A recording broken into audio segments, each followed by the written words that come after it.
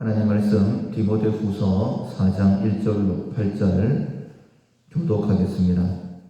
하나님 앞과 살아있는 자와 죽은 자를 심판하실 그리스도 예수 앞에서 그가 나타나실 것과 그의 나라를 두고 엄히 명하노니 너는 말씀을 전파하라. 때를 얻든지 못 얻든지 항상 힘쓰라. 범사의 오래 참음과 가르침으로 경책하며 경계하며 권하라.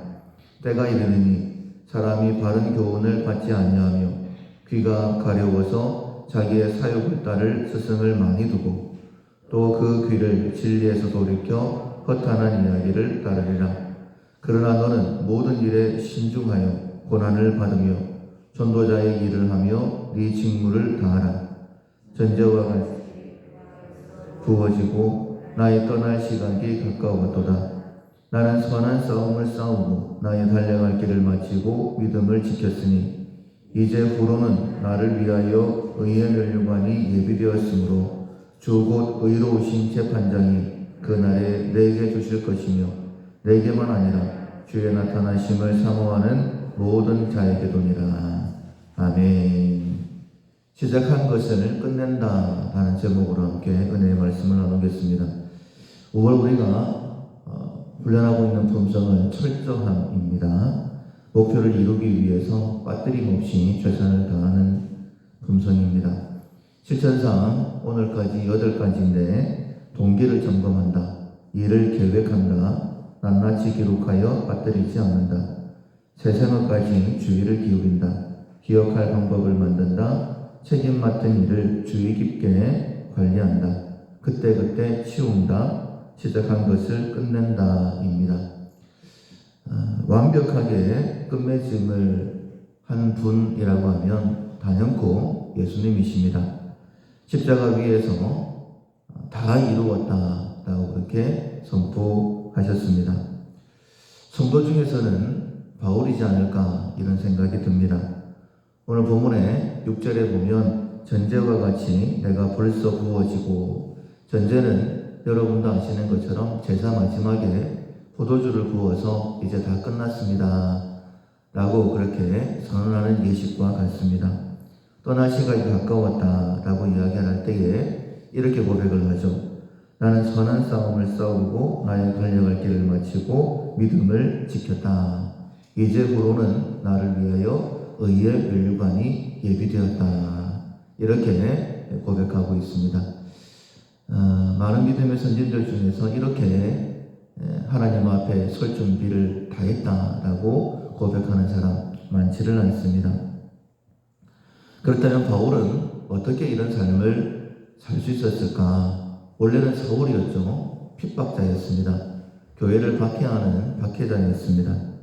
자기 스스로도 죄인 중에 괴수다라고 그렇게 이야기를 했었죠. 그런데 어떻게 이런 끝맺음을 할 수 있었을까? 그것은 예수님을 본받는 삶을 살았기 때문입니다. 고린도전서 4장 16절에 보면 내가 너희를 권하노니 너희는 나를 본받는 자가 되라 라고 그렇게 이야기합니다. 어떻게 나를 본받는 자가 되라라고 말할 수 있었을까? 그도 완전하지 않을 텐데. 그런데 이후에 이렇게 말합니다. 고린도전서 11장 1절에 보면 내가 그리스도를 본받는 자가 된 것 같이 너희는 나를 본받는 자가 되라. 그러니까 정확하게 자기 자신도 흔들릴 때가 있었지만 언제나 예수님만 바라보는 삶을 살았다. 이렇게 고백하는 거예요.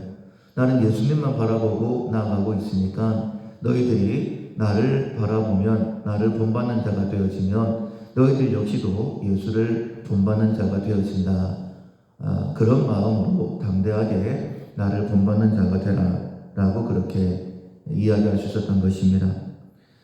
그렇다면 예수님은 어떤 삶을 사셨을까? 사명에 집중하는 삶을 사셨죠. 항상 하나님의 계획대로 살아가셨습니다. 구원 계획을 이루기 위해서 하루하루 집중하며 살아가셨습니다. 그 삶이 가장 직접적으로 잘 나타난 부분이 마가복음인데, 마가복음은 시간순으로 기록됐다는 특징이 하나 있습니다.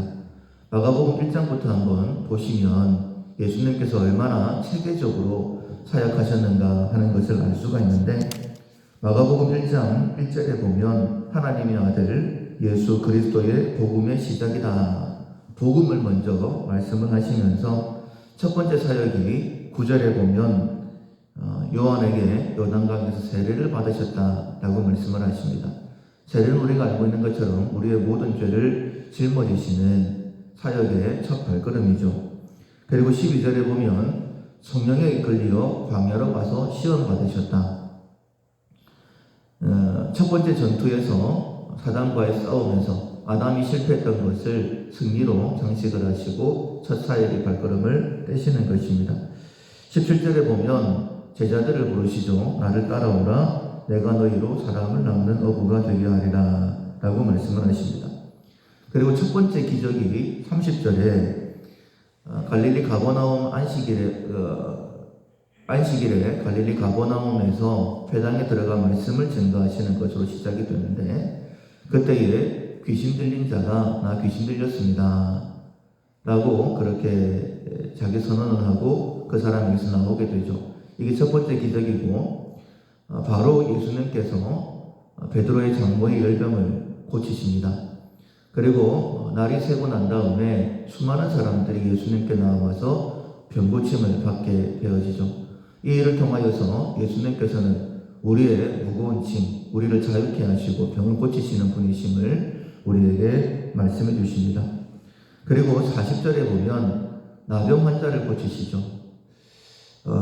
예수님은 병자를 고치시는 분이실 뿐만 아니라 나병을 고치셨다는 건 특별한 의미를 가지고 있는데, 특별히 이사야 선지자는 이 땅에 오실 메시아가 나병을 고치신다라고 그렇게 말씀하고 있어요. 그래서 나병을 고치시는 것을 통하여서 내가 구약에 예언되어진 그 메시아다라고 그렇게 선언을 해 주십니다. 그리고 마가복음 2장 3절에 보면 4명의 친구가 중풍병자를 메고 오는 사건이 있죠. 왜 하필이면 중풍병자였을까? 이 중풍병자를 고치실 때 이렇게 말씀하십니다. 소자야 안심하라. 네가 죄사함을 받았느니라. 그때 많은 사람들이 수군거립니다. 저가 위기에 죄를 사하는가? 그때 예수님께서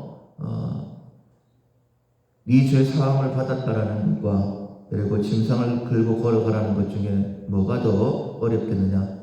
인자가 죄를 사하는 권세가 있음을 너에게 알게 하겠다 라고 말씀하시면서 이 병자를 고치시죠.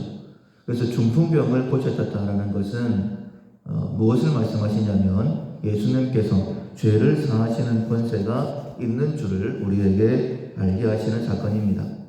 그리고 바로 이어 14절에 보면 레위를 부르시는 사건이 나오죠. 세관에 앉아있는 당시에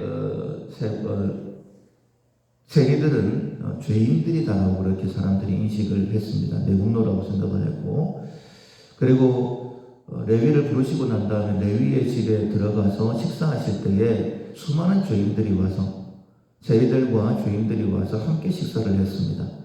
그때 사람들이 또 수군거립니다. 저 사람 왜 죄인의 집에 가서 밥을 먹는가? 라고 했을 때에 예수님이 말씀하시죠. 나는 의인을 부르러 온 것이 아니라 죄인을 부르러 왔다. 그러니까 죄를 사하시는 권세가 있으실 뿐만 아니라 죄인들의 친구로 죄인을 부르시기 위해서, 그래서 누구든지 회개하게 되어지면 주님 품으로 안길 수 있는 그 길을 우리에게 열어주신 것입니다. 그리고 18절에 보면 요한과 그리고 바리새인들은 금식을 하는데 왜 당신들의 제자들은 금식을 하지 않느냐라고 사람들이 물어볼 때에 새 포도주는 새 부대에 담는 것이다 라고 그렇게 말씀을 하시죠. 새로운 시대가 도착했다, 도래했다 라고 그렇게 선언하시는 그런 말씀을 하시고, 바로 이어 23절에 보면 안식일 논쟁이 첫 번째 시작이 되었습니다. 제자들이 안식일날 밀밭 사이를 지나가면서 그것을 꺾는 일이 있었죠. 그래서 왜 안식일을 범하느냐라고 이야기했을 때에 새 시대에 대하여 설명을 하시는데, 27절에 보면 안식일이 사람을 위하여 있는 것이요 사람이 안식일을 위하여 있는 것이 아니다 라고 그들의 안식일에 대한 말씀의 기본에 대해서 새로운 생각을 가질 수 있도록 그렇게 말씀하시는 내용이 나옵니다. 그러니까 굉장히 체계적으로 철저하게 하나님의 계획대로 사역을 감당하셨기 때문에 하루하루 하나님께서 지도하시는 대로 사명을 감당하셨기 때문에 십자가 위에서 다 이루었다 이렇게 선언하실 수 있으셨던 것입니다. 바울 역시 마찬가지입니다. 사역에 집중을 했죠. 그리고 하나님의 계획대로 주신 사명을 감당했던 것을 봅니다. 너는 이방의 그릇이다 라고 말씀하신 것처럼 하나님께서 부르시자 그는 소아시아 그리고 하나님께서 마게도냐로 가라 라고 인도하심이 마게도냐, 그리고 로마에 가면 분명히 붙잡혀 죽게 될 것을 알았지만 로마에 가서 그렇게 하나님의 인도하심을 따라 사역에 집중했기 때문에 나를 위하여 이제 의의 멸관이 예비되었다. 나는 믿음의 선한 싸움을 다 싸웠다. 이렇게 고백할 수 있었던 것입니다. 그는 어떻게 이런 집중하는 삶을 살았느냐? 1절로 5절에 보면 이렇게 말씀하고 있죠. 하나님 앞과 살아있는 자와 죽은 자를 심판하실 그리스도 예수 앞에서 그가 나타나실 것과 그의 나라를 두고 엄히 명하노니, 이 땅에 다시 재림하시는 예수님, 그 예수님은 심판주이시다라고, 그래서 너희 정신을 똑바로 차리고 살아야 된다라고 엄히 명한다라고 말을 하면서 2절에 보면 너는 말씀을 전파하라. 때를 얻든지 얻지 못하든지 항상 힘쓰라. 범사의 오래 참음과 가르침으로 어떻게 해야 되느냐? 경책하며 경계하며 권해야 된다. 때가 이르리니 사람이 바른 교훈을 받지 아니하며 귀가 가려워서 자기의 사역을 따를 스승을 많이 두고 또 그 귀를 진리에서 돌이켜 허탄한 일을 이야기를 따르리라. 사람들은 너희들의 말을 듣지 않으려고 할 것이다. 그러나 너희들은 재림의 예수님 앞에 설 그것을 기억하면서 말씀을 전파해야 된다. 오래 참음과 가르침으로 경책하며 경계하며 권계해야 된다. 권해야 된다. 이렇게 증가하고 있는 것입니다. 사람들이 너희들의 말을 듣지 않는다 할지라도 5절에 보면 너는 모든 일을 신중하며 고난을 받으며 전도자의 말을 하며 네 직무를 다하라 라고 이렇게 말하고 있죠. 신중해야 된다. 고난을 받아야 된다. 그러면서 전도자의 일을 해야 된다. 바울 자신이 이런 삶을 살았습니다. 누구를 본받아서? 예수님을 본받아서. 그래서 이후에 6절에 이후에 이제 전제와 같이 내가 이제 부어지게 되고 이런 고백을 할 수 있는 것입니다. 우리 역시 마찬가지입니다. 하나님께서 우리에게 어떤 일을 맡기시든지 간에 그 일을 끝맺음을 해야 되는데, 특별히 우리가 주님 앞에 서게 될 그날이 되어지면 하나님 저에게 맡기신 사명 다 감당했습니다. 남김없이. 모세가 죽을 날이 되었을 때에 눈이 흐리지 않고 기력이 쇠하지 않냐면서 주신 사명 감당하고 주님 앞에 섰던 것처럼 이렇게 사역에 집중하게 될 때에 하나님의 능력이 예수님께 집중되어졌지 않습니까? 그리고 바울에게도 집중되어졌습니다. 그것처럼 우리가 사명에 집중하게 될 때에 하나님의 능력이 우리 가운데, 하나님의 지혜가 우리 가운데 부어져서 우리 역시도 사명을 감당하는 삶을 살게 되는 것입니다. 내가 감당해야 될 사명, 우리가 있는 곳은 다 사역지이죠. 가정이 나의 사역지이고 직장이 사역지이고 그 사역지의 사명에 집중하게 되어지면 하나님의 은혜와 능력은 더해져서 우리 역시도 다 감당했습니다. 이렇게 고백하게 될 것입니다. 예수님을 본받아서, 바울을 본받아서 주신 사명에 집중하고 그리고 주님 앞에 설 때에 잘했다 칭찬받는 우리 모두가 될 수 있기를 주님의 이름으로 축원합니다. 아멘. 찬송가 346장. 찬송가 346장. 주 예수 우리 구하려. 346장 찬양하시겠습니다. 주 예수 우리 구하려 큰 싸움 하시니 주 십자가를 따라서 나갈 자 누구랴. 큰 환난 핍박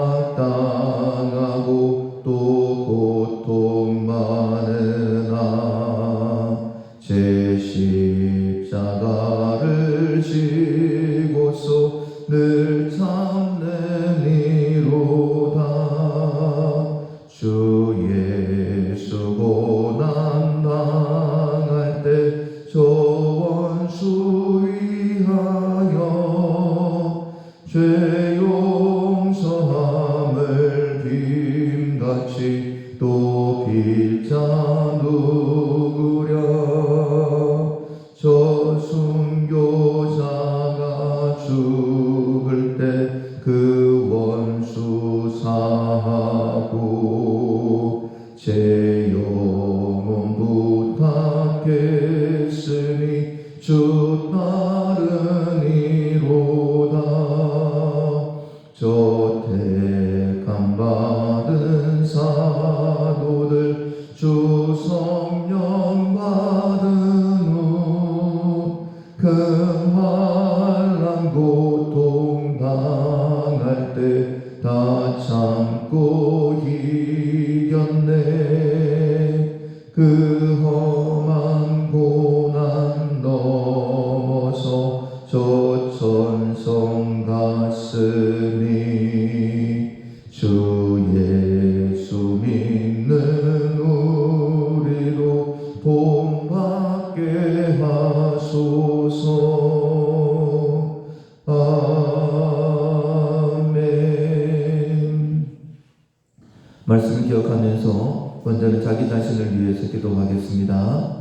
바울이 예수님을 본받았던 것처럼 우리 또한 예수님을 본받아서 주신 사명에 집중하고 사명 감당하는 삶을 살게 해주십시오. 열매를 맺어 하나님 앞에 영광 돌리게 해주십시오 라고 자기 자신을 위해 기도하시고, 우리를 통하여 우리 가정이, 우리 릴라교회를 통하여 이 땅이 하나님의 영광을 보게 해달라고, 어려운 시대이지만은 오히려 하나님을 더 가까이 체험하게 되어지는 하나님을 대적하는 자들 또한 겸손하게 주님 앞에 나오게 달라고, 코로나가 속히 종식되게 달라고 기도하시고, 우리 가운데 약한 영혼들 하나님의 은혜 속에, 하나님의 만지심 속에 다시 회복되게 달라고, 우리의 모든 문제가 합력하여 선이 이루어져서 감사함으로 하나님 앞에 영광 올리게 달라고 기도하시고, 우리 빌라교회 빛되어 전하는 교회로, 기년을 선포하는 교회로 그렇게 쓰임받게 달라고, 6월 11일부터 있을 설립 45주년 부흥회를 위해서 기도하시고 각자 기도 제목으로 기도하시겠습니다.